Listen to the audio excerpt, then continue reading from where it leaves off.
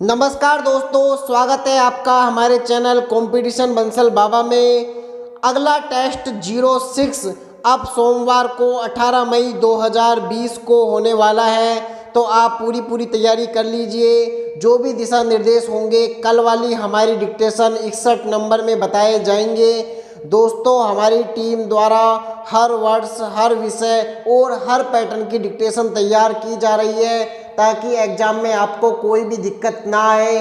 तो ध्यान रखिए, एक भी डिक्टेशन मिस मत करिए, क्योंकि अगर एक भी डिक्टेशन आपसे रह गई और मान लो उसी टॉपिक का एग्जाम में डिक्टेशन आ गया तो आपके लिए दुविधा हो सकती है और आपको लिखने में परेशानी हो सकती है। तो कृपया करके डिक्टेशन लेते रहिए, एक भी डिक्टेशन को ना छोड़िए। चाहे डिक्टेशन आप बाद में लो, लेकिन एक एक डिक्टेशन आपके लिए बहुत ज़्यादा महत्वपूर्ण है। तो चलिए आज का डिक्टेशन स्टार्ट करते हैं। बिल्कुल कोर्ट एग्जाम जैसा डिक्टेशन नंबर 60 स्टार्ट होगा 5 सेकेंड बाद।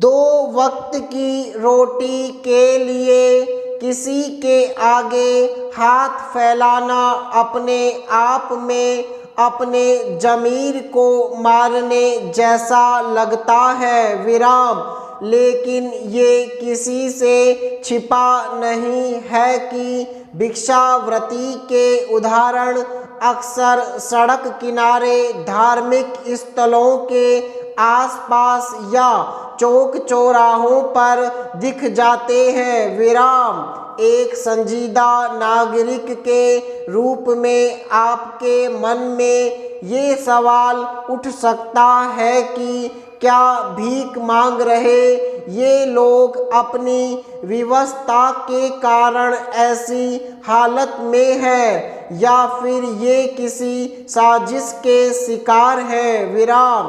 ताज्जुब की बात तो यह है कि इस संबंध में अभी तक कोई बेहतर मैकेनिज्म नहीं बन पाया है विराम।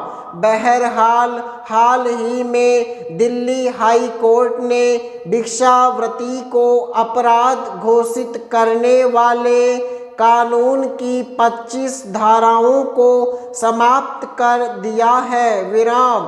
साथ ही भिक्षावृत्ति के अपराधीकरण को असंवैधानिक करार दिया है विराम। हाई कोर्ट ने यह निर्णय भिखारियों के मौलिक अधिकारों और उनके आधारभूत मानवाधिकारों के संदर्भ में दायर 2 जनहित याचिकाओं की सुनवाई के दौरान दिया विराम। भिक्षावृत्ति को सबसे साधारण ऐच्छिक भिक्षावृत्ति और अनैच्छिक भिक्षावृत्ति के रूप में किया जा सकता है विराम। बहुत से ऐसे लोग हैं जो आलस्य, काम करने की कमजोर इच्छा शक्ति आदि के कारण भिक्षावृत्ति अपनाते हैं विराम। भारत में कुछ जनजातीय समुदाय भी अपनी आजीविका के लिए परंपरा के तौर पर भिक्षावृत्ति को अपनाते हैं विराम।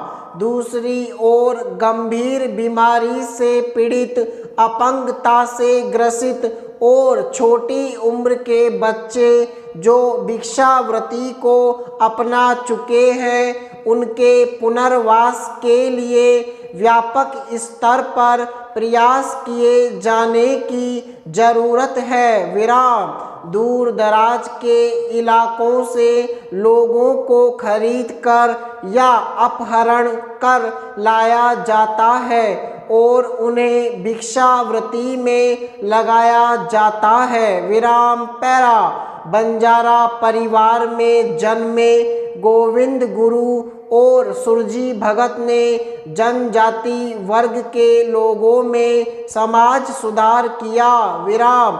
वे इस वर्ग को संगठित करना चाहते थे विराम। 1883 में उन्होंने संप सभा की स्थापना की विराम।